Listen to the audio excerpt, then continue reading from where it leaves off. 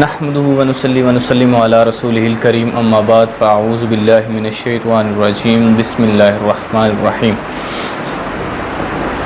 آج انشاءاللہ بات کریں گے حضرت عثمان رضی اللہ تعالیٰ کے اوپر جو لوگ تبرہ کرتے ہیں، صحابہ اکرام رضی اللہ عنہم، ان کے بارے میں کچھ روایات کا سہارا لے کر اگرچہ وہ صحیح ہوں ان کے بارے میں نعوذ باللہ لعنت و ملامت کرنا، ان کو باغی کہنا یا ان کے بارے میں اعتراضات لگانا،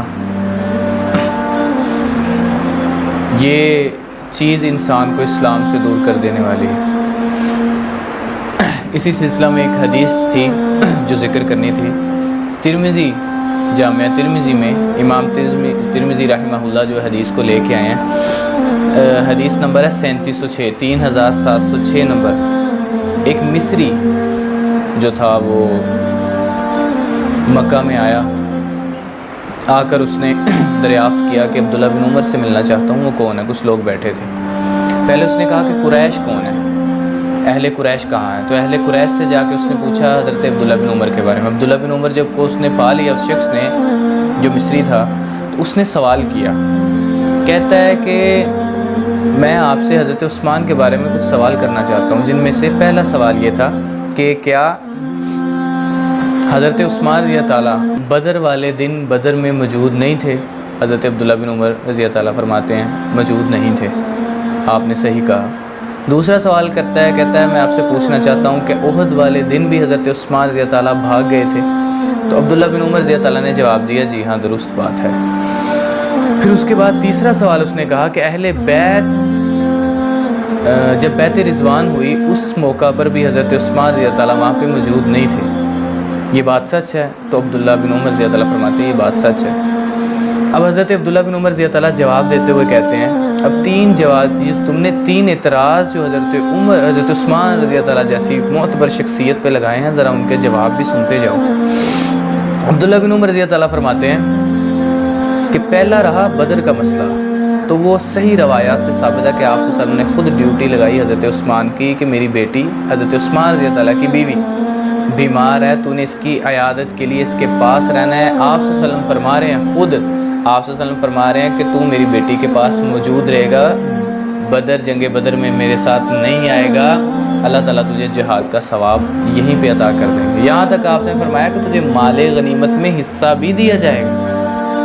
تو آپ صلی اللہ علیہ وسلم نے خود جو تھا وہ حضرت عثمان رضی اللہ تعالیٰ کی ڈیوٹی لگائی کہ تو میری بیٹی جو تیری بیوی ہے تیرے پاس ہے وہ بیمار ہے اور تو نے اس کی عیادت کے لیے وہاں پہ رہنا ہے۔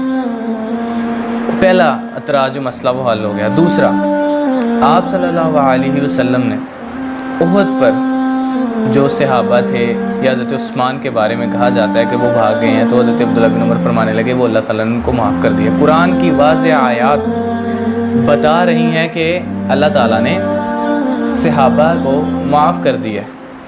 اب جنگ بدر پہلے ہوئی ہے یا تبوک پہلے ہوئی ہے؟ جنگ بدر ہوئی، پھر احد ہوئی، پھر خندق ہوئی جا کے، پھر تبوک کے موقع پر آپ صلی اللہ علیہ وسلم اتنی دیر بعد جا کے جب حضرت عثمان اتنا مال آئے تو آپ صلی اللہ علیہ وسلم، وہ صحیح روایت ہے، آپ صلی اللہ علیہ وسلم یوں اپنے ہاتھ پہ جو حضرت عثمان کی دی ہوئی مال تھا اس کو یوں آپ صلی اللہ علیہ وسلم اپنے ہاتھوں میں یوں الٹا رہے ہیں، آپ فرما رہے ہیں عثمان تو آج کے بعد کوئی عمل نہ کرے پھر بھی جنتی ہے۔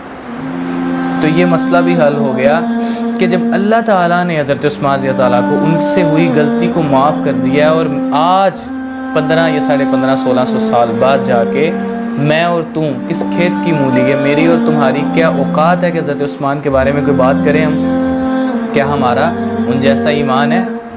اگر تو تم لوگ حضرت عثمان رضی اللہ تعالیٰ کے ایمان کے برابر ہو، وہاں تک ایمان تک پہنچ گئے ہو، پھر بھی تم حضرت عثمان رضی اللہ تعالیٰ کو بات نہیں کر سکتے، ان سے جو غلطیاں ہوئی اللہ نے معاف کر دی۔ اگر ایک منٹ کے لیے یہ کہہ دیتے ہیں کہ ان سے جو غلطی ہوئی بھی ہے تو اللہ تعالیٰ کے ساتھ ان کا معاملہ ہے۔ آپ صلی اللہ علیہ وسلم فرما رہے ہیں لا تسبوا اصحابی، میرے اصحاب کو گالی نہ دو، برا بلا نہ کہو ان کو۔ پھر آپ صلی اللہ علیہ وسلم جنت کی خوشخبریاں جس شخص کو دے رہے ہو اس کے بارے میں تم روایات اٹھا کے لا رہے ہو اور کہہ رہے ہو کہ وہ احد کے دن جو بھاگ گئے تھے، بدر کے دن نہیں تھے، بیعت رضوان کے دن نہیں تھے، تو کیوں صحابہ کے اوپر تبرہ کرنے کی؟ پھر احادیث کو ڈھونڈ کر ان کا سہارا لے کے صحابہ کو برا بھلا کہنا بھی کچھ لوگ اکثر میں رہتے ہیں دوسروں کی غلطیوں کو، خود انسان نے اپنے دیکھ لیا اپنے اندر کیا ہے وہ. یہ اللہ تعالیٰ نے قرآن میں فرما دیا رضی اللہ عنہم ورضوا عنہ، اللہ ان سے راضی ہیں، وہ اللہ سے راضی ہیں. آج ایک انسان کھڑا ہو کے ان کے بارے میں تبرہ کرتا ہے تو وہ لعنتی انسان ہے، اسلام سے اس کا کوئی تعلق نہیں ہے. مکھن میں سے جیسے بال اٹھا لیا جائے اس طرح یہ لوگ دین سے نکل گئے ہیں، جو صحابہ کی غلطیاں بیان کرتے ہیں لوگوں کو، اور ان کو لوگوں کو صحابہ اتنے معتبر صحابہ خلفائے راشدین میں سے پھر ان کو یہ چیزیں بتا کے گمراہ کرنے کی کوشش کرتے ہیں. تیسری بات کا جواب دیا حضرت عبداللہ بن عمر نے، ترمذی کی روایت ہے 3706 نمبر. حضرت عمر رضی اللہ تعالیٰ فرماتے ہیں کہ تو نہیں جانتا بیعت رضوان کے موقع پر آپ صلی اللہ علیہ وسلم کو حضرت عثمان سے زیادہ معتبر شخصیت نہیں ملی مکہ میں بھیجنے کے لیے. سب سے زیادہ احترام جو تھا وہ مکہ میں حضرت عثمان رضی اللہ تعالیٰ کا کیا جاتا تھا، اس لیے آپ صلی اللہ علیہ وسلم نے حضرت عثمان کو بھیجا. پھر جب اس کی افواہ آئی تو آپ صلی اللہ علیہ وسلم نے حضرت عثمان کو نعوذ باللہ شہید کر دیا ہے، کنہوں نے؟ اہل مکہ نے، اہل قریش نے. تو اس بات پر آپ صلی اللہ علیہ وسلم نے بیعت رضوان کی، اور حتیٰ کہ حدیث کے الفاظ آپ صلی اللہ علیہ وسلم فرما رہے ہیں کہ میرا جو ایک ہاتھ ہے وہ عثمان کا ہاتھ ہے. آپ صلی اللہ علیہ وسلم اپنا ہاتھ کو مثل عثمان رضی اللہ تعالیٰ کا ہاتھ قرار دے رہے ہیں. تو یہ تینوں جو تھے عبداللہ بن عمر رضی اللہ تعالیٰ نے وضاحت کر کے بیان کر دیے کہ اس وقت بھی بتا دیا. پھر حضرت عمر نے یہ کیا، حضرت عمر نے یہ کیا، اہل بیت کے ساتھ یہ کیا.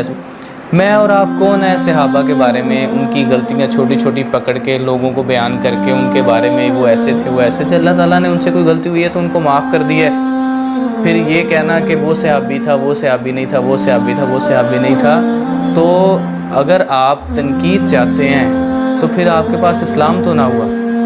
اسلام کے اندر آ کر اہل سنت کا جو اصل صحیح منہج اور عقیدہ ہے کہ ایسے معاملات جو مشاجرات صحابہ ہیں ان پہ خاموشی اختیار کی جائے.